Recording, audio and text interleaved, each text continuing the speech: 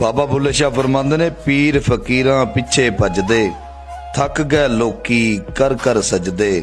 चिल्ले कट्टे जंगल बेले, कबरां ते भी लग गए मेले। फिरदी किथे दुनिया सारी, रब दी खोज विच मारी मारी।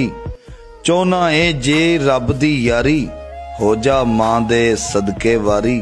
प्यो दा तू आखा ना मोड़ी, भैनां दा भी तू दिल ना तू तोड़ी। सब तू सोना फर्ज निभावी, बच्चियां रिजक हलाल खवावी। पूरा तोली मिठा बोली, भेत किसे दा कदी न खोली। सच बोली ते सच दा खावी, दुखी दिलां दा दर्द वंडावी। दौलत ते अतरावी ना तू, शोर शराबा पावी ना तू। केड़ियां कसमां केड़े दावे, अगला साह भावें ना आवे। तगड़ा वेख के तू ना डोली, माड़े अगे हौली बोली।